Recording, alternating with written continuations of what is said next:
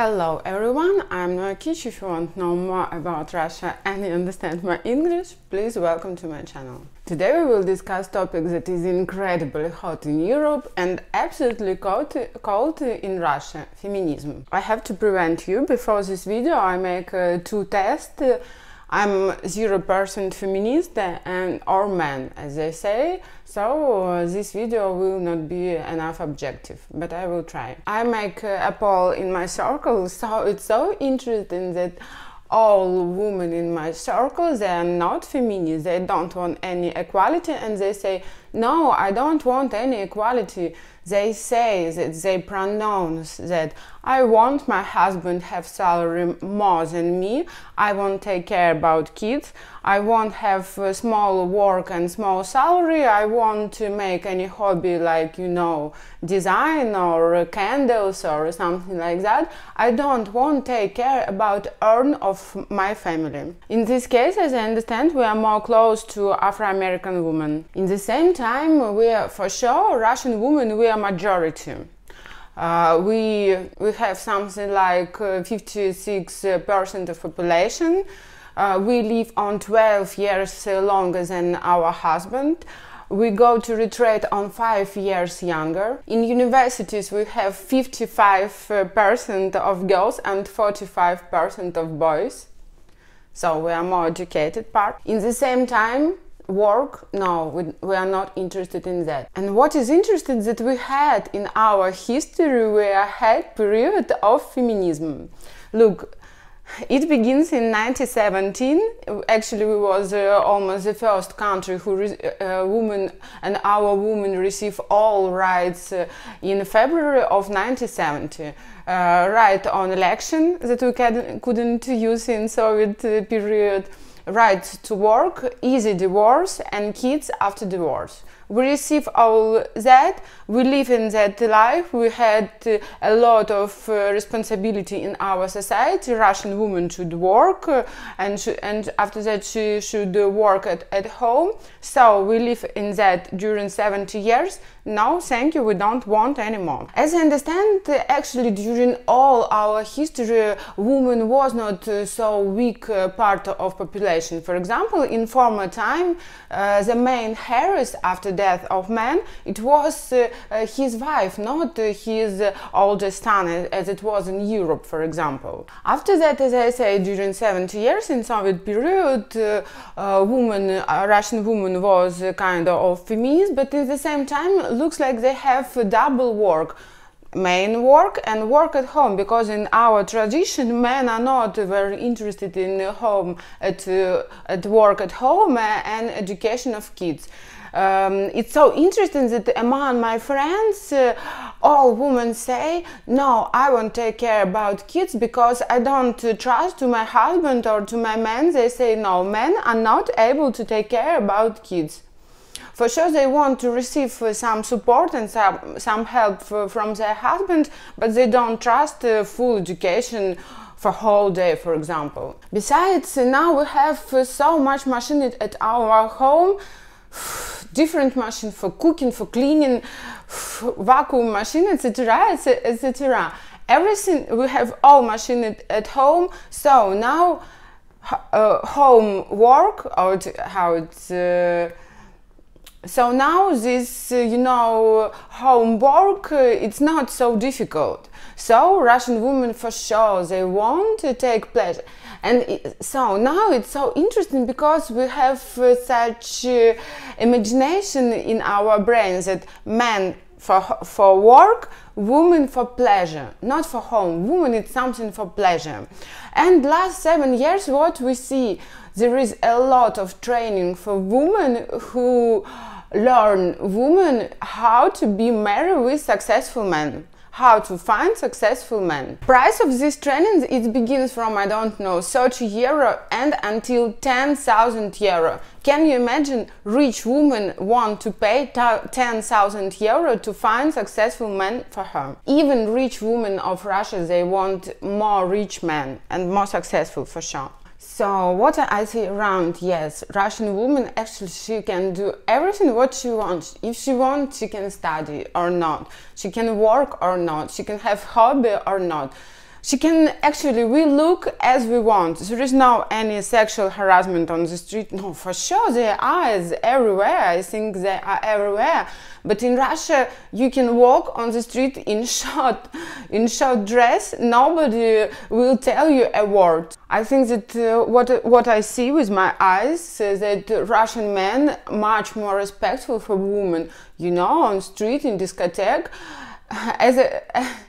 I know more close for France, so in France, men could try to kiss you, you know, in discotheque or in bar, somebody whom you don't know. In Russia, no, of course, it could be absolutely drunk men who don't understand what he do, but mostly it's something, you know, not common. About discrimination and bullying. Bullying and, you know, harassment, yes? So what I see around, of course, I don't say about kids younger than 25, they're absolutely, you know, in their world. So what I see around is the most weak part of our society in this case, it's poor men. Yes, to be poor man in Russia, it's really shame. Everyone tell you, oh, you are a man, you are not able to work, you are not able to earn, you don't have family because women don't want to live with you. So, as you understand, we don't have, how it's called, slut shaming, because Russian women can fuck all the time with as she want. But for men, if he adult and not married or he don't have girlfriend, it's something, are you not able to have permanent girlfriend? What happened with you? Because, you know, we have, in our society, we have a lot of beautiful, educated women. So if you don't have a girlfriend or wife, it's something, it means that you are not, you are like a man with disability. What you can find on the internet for this topic, I want to explain you 3 categories. So first category, it's young feminist woman. The leader is NixelPixel. It's a girl who in 2030 she was absolutely fine. У меня есть штучки.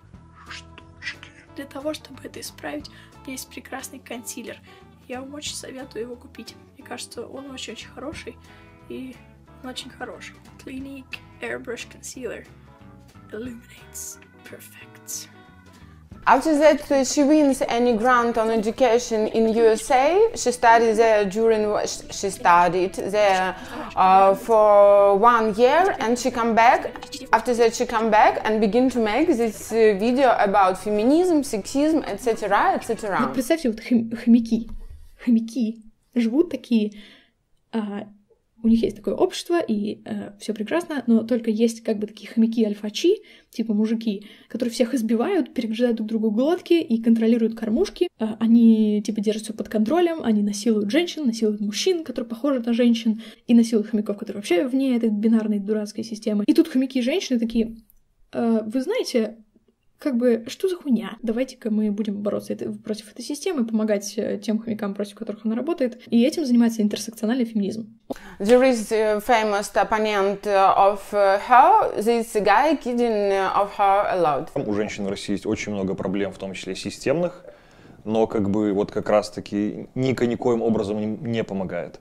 И, грубо говоря, одна из тех вещей, которые я хочу донести, и я несколько раз проговаривал в роликах, это те проблемы, и те, тем более, решения, которые предлагает Ника, они здесь не актуальны. То есть у нее, она на полном серьезе смешивает, что вот там женщины угнетены везде, им отрезают клитор. Но как-то там, или расизм есть везде, чернокожих не пускают в магазины. Но, наверное, очень распространенные проблемы для Москвы, да.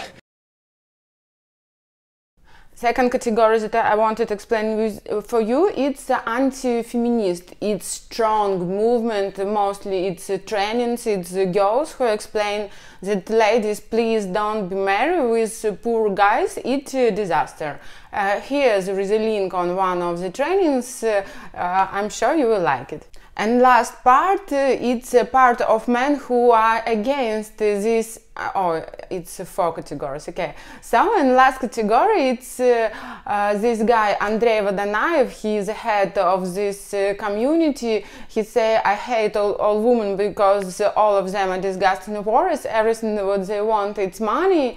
I will be single all my life, he say, or I will find women who work and who are not interested in my salary. Их всегда будет не хватать, всегда они будут уходить как в прорву, а здесь о этой проблеме даже говорить не будут. Когда не говорят о проблеме, а тебе говорить не с кем, потому что ты один, проблемы нету, понимаешь?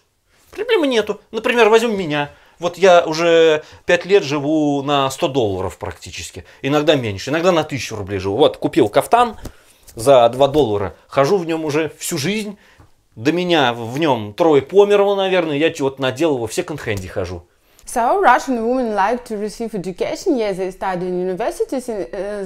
Usually they like additional education for master's degree, etc., etc. Besides, we like to study different stuff for women. We have lessons of striptease. We have lessons of, you know, sex education for women.